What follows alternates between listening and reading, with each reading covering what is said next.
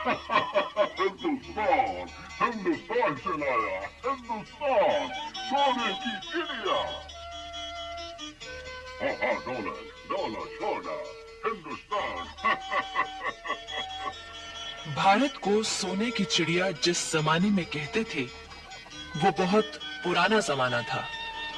अरब और ईरान के व्यापारी भारत से व्यापार करते थे। फिर वे माल लेकर यूरोप के देशों में जाते थे। इन व्यापारियों से जब यूरोप वासी सोने की चिड़िया का हाल सुनते, तो उनके मुंह में पानी आ जाता था। लेकिन उन्हें भारत पहुंचने का रास्ता नहीं मालूम था।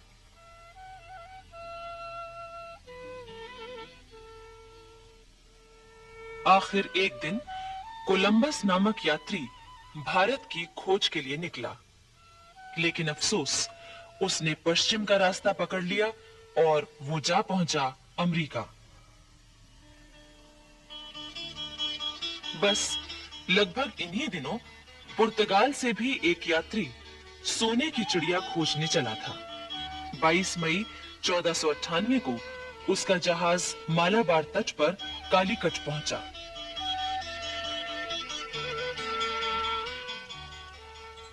उस जहाज का कप्तान था वास्को डी गामा। अनेक मुसीबतों से जूझता हुआ वो भारत पहुंचा था। उस समय कालीकट में सामुरी नाम के राजा का शासन था। इतिहास में उसको ज़ेमुरिन के नाम से भी कहा गया है। वास्को डी गामा सामुरी के दरबार में गया। उसने सामुरी को कीमती भेंट दी। सामुरी ने वास्को डी गामा का स्वागत किया। वास्को डी गामा ने सामुरी के राज्य में व्यापार करने की इजाजत मांगी, जो तुरंत ही मिल गई।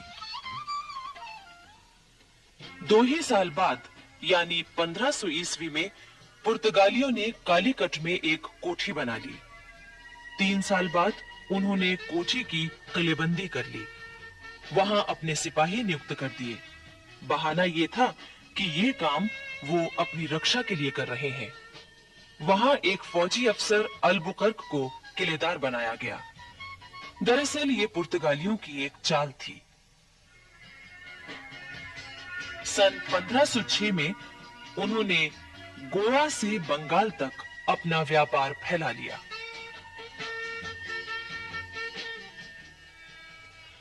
सत्रहवीं शताब्दी के प्रारंभ में हेक्टर नामक एक जहाज अंग्रेज व्यापारियों को लेकर भारत की ओर बढ़ने लगा। इन्होंने सन 1600 में महारानी एलिजाबेथ से आज्ञा लेकर एक व्यापारिक कंपनी बनाई थी, ईस्ट इंडिया कंपनी। इस हेक्टर जहाज के कप्तान हॉकिंस ने जहांगीर के दरबार में पहुंचकर सबसे पहले घुटनों के बल झुककर जमीन चूमी और बादशाह के प्रति अपना आदर प्रकट किया। इसके बाद उसने इंग्लैंड के बादशाह जेम्स प्रथम का पत्र जहांगीर को दिया।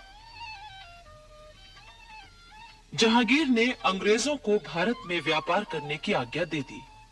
तब सन 1615 में इंग्लैंड के बादशाह ने सर थॉमस रो को मुगल दरबार में अपना पहला राजदूत बनाकर भेजा। धीरे धीरे अंग्रेजों ने अपना व्यापार फैलाया। उन्होंने पुर्तगालियों की जड़ें कमजोर की, उनके जहाजों को लूटना शुरू कर दिया।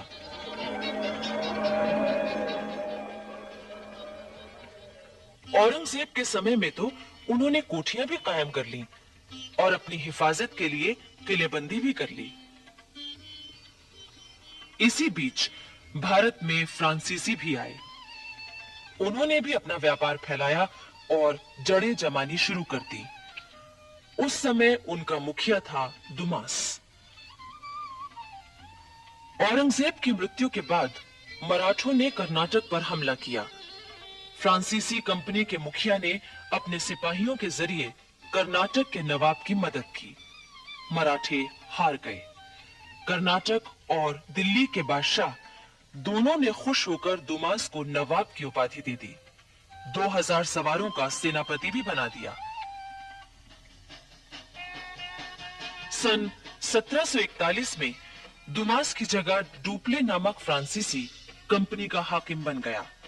ये बहुत चतुर सेनापति था। दरअसल डुप्ले पहला यूरोपवासी था जिसके मन में भारत में यूरोपीय साम्राज्य कायम करने की बात आई।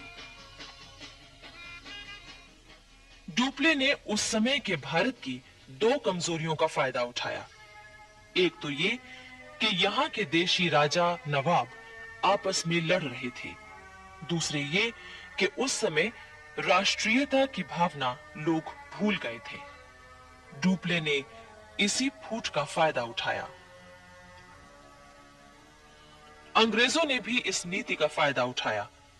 उन्होंने न सिर्फ फ्रांसीसियों को कमजोर किया बल्कि देशी राजाओं को लड़ाने और फिर उनमें से किसी एक की मदद करने की नीति अपनाई। बाद में उस मदद लेने वाले राजा को भी उन्होंने अपने प्रभाव में ले लिया। अब देखिए बंगाल में क्या हुआ। ये बात है 1755 की। उस समय बंगाल में नवाब